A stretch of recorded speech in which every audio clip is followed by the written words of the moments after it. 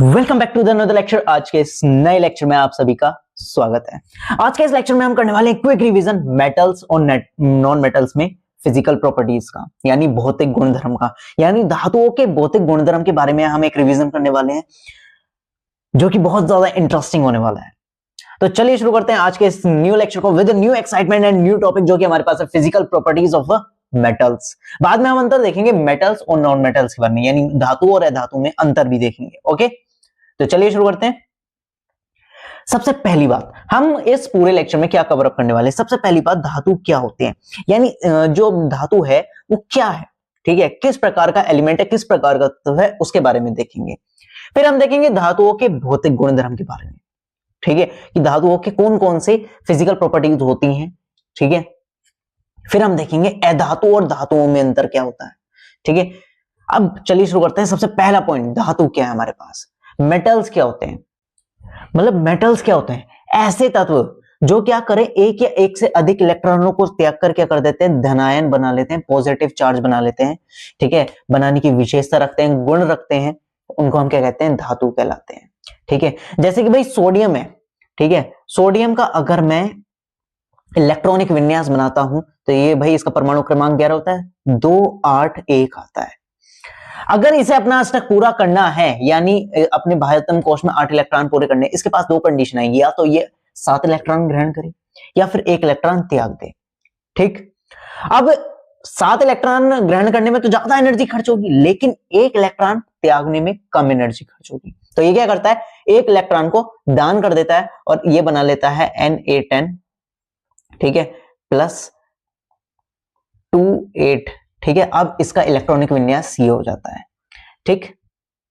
यहां पर सॉरी, परमाणु क्रमांक तो वही रहेगा, हो जाता है, ठीक।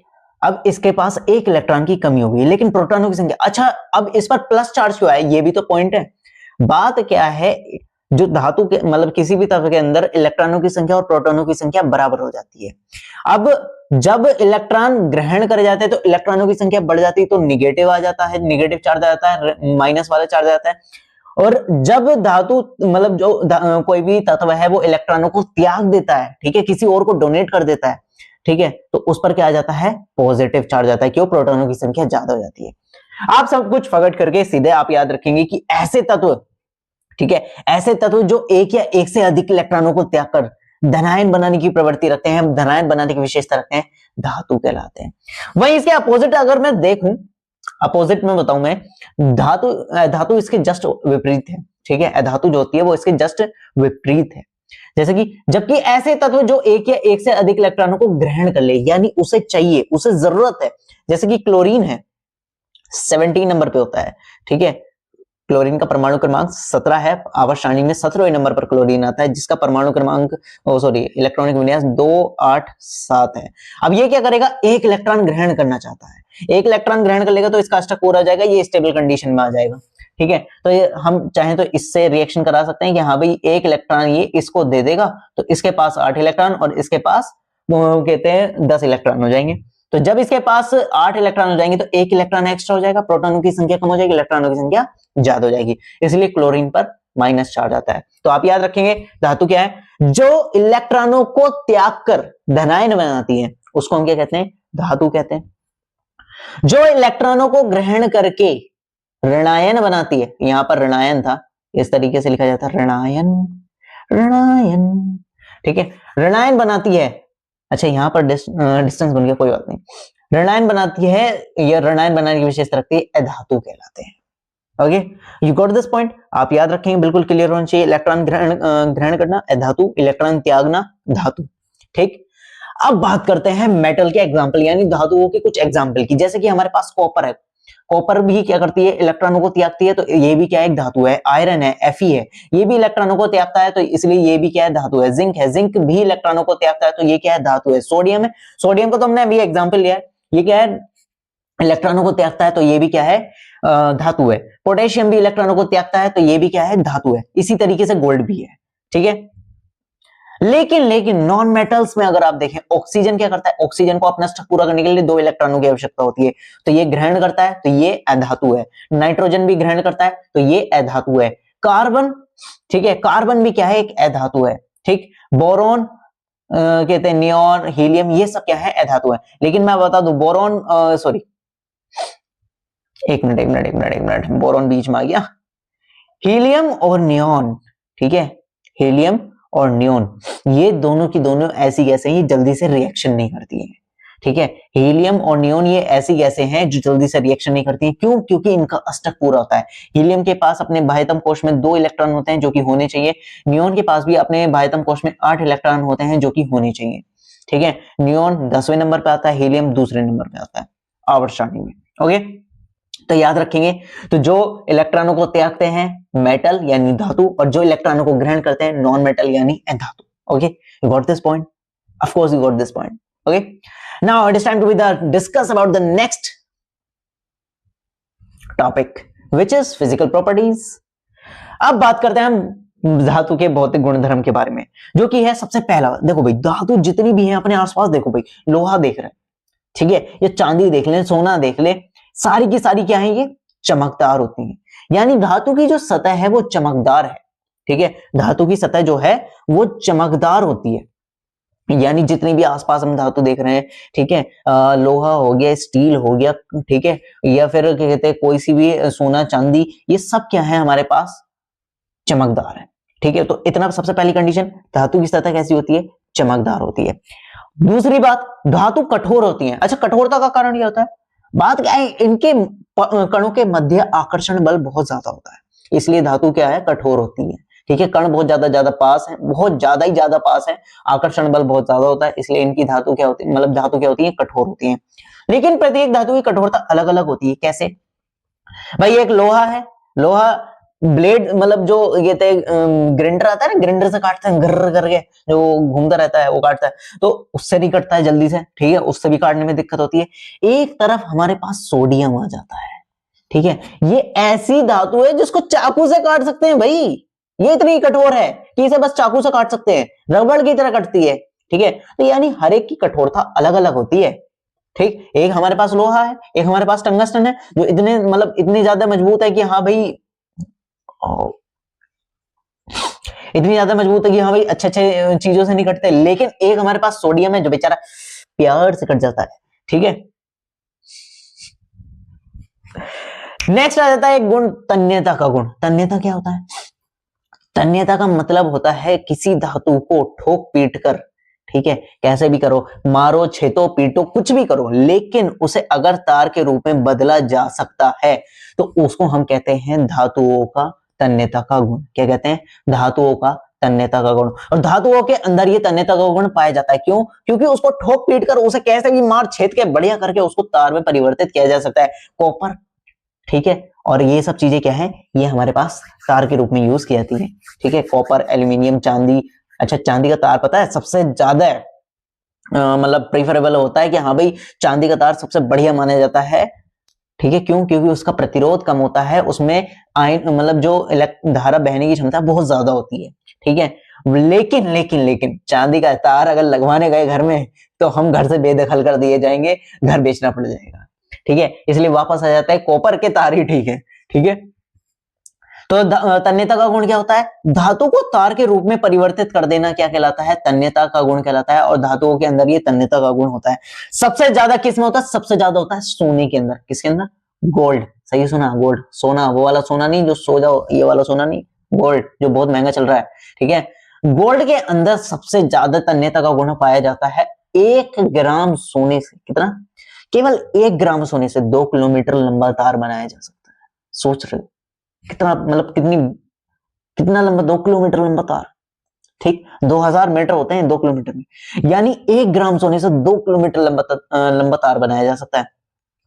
अच्छा, फिर नेक्स्ट आ जाते हैं 3 गुण हम डिस्कस कर चुके हैं। पहला ये चमकदार होता है, दूसरा धातु कठोर होती है, तीसरा धातु के अंदर तन्यता का गुण पाया जाता है।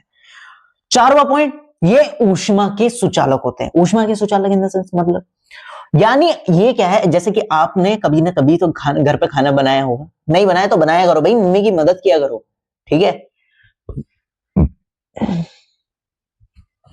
तो भाई जब हम कहते हैं खाना बनाते हैं, कढ़ाई रखी है भाई, कहते हैं स्टोव पर, स्टोव कह रहा हूँ सॉरी, गैस के चूल्हे पर कढ़ाई रखी है। अब कढ़ाई रखी है तो भाई जब साइड से पकड़ते हैं ना, जब लोहे की कढ़ाई होती है या फिर स्टील की कढ़ाई होती है, कोई सी भी ले लो, ठीक है, तो भाई आय हाय क्या मजा आता था, हाथ जल जाता है। क्यों?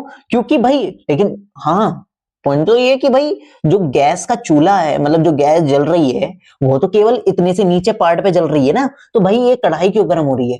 बात क्या है, ये जो धातुएं होती हैं वो अपने अंदर से क्या करने देती हैं, ऊर्जा का संवहन करने देती हैं, ऊर्जा को एक स्थान से दूसरे स्थान पर ले जाने देती हैं।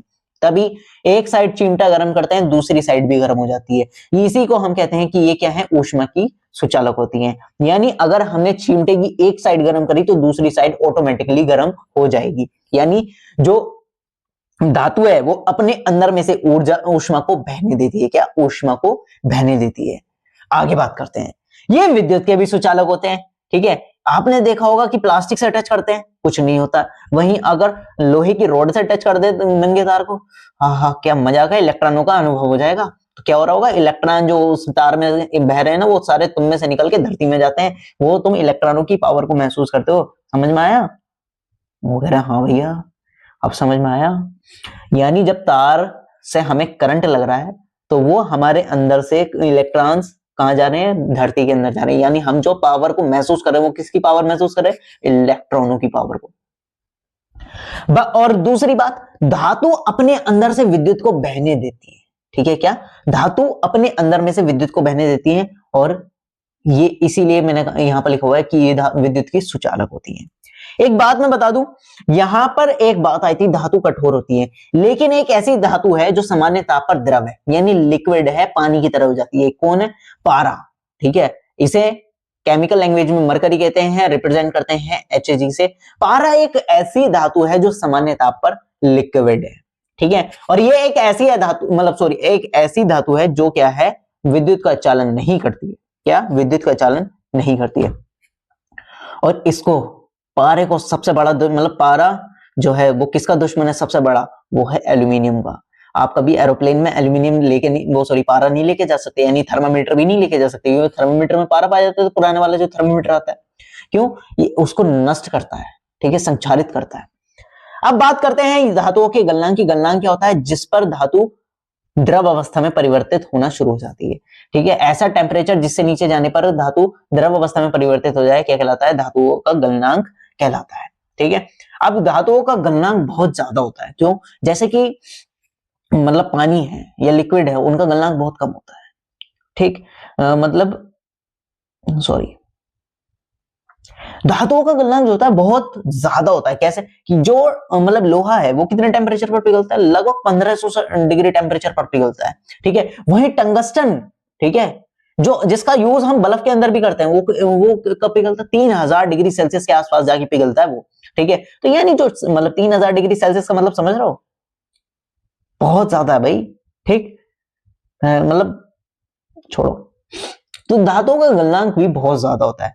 धातुओं में आघात वर्धनीयता का गुण होता है। आघात वर्धनीयता का गुण होता है। क्या होता है आघात वर्धनीयता?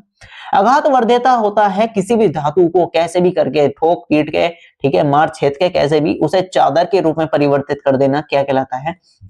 आघात वर्धनीयता कहलाता है। एल्यूमिनियम है, एल्यूमिनियम को क्या सोच रहे हो कि तुम्हें चादर के रूप में मिलता है? ठीक है, नहीं, एल्यूमिनियम तो इकट्ठा आता है। ठीक है, उसको बढ़िया करके छेद पीट, मतलब पीट वाट गए, ठीक है, उसे कई द्वारा मशीनों से निकाल के हम क्या करते हैं, उसको चादर के रूप में परिवर्तित करते हैं, तब हमारा एरोप्लेन तैयार होता है।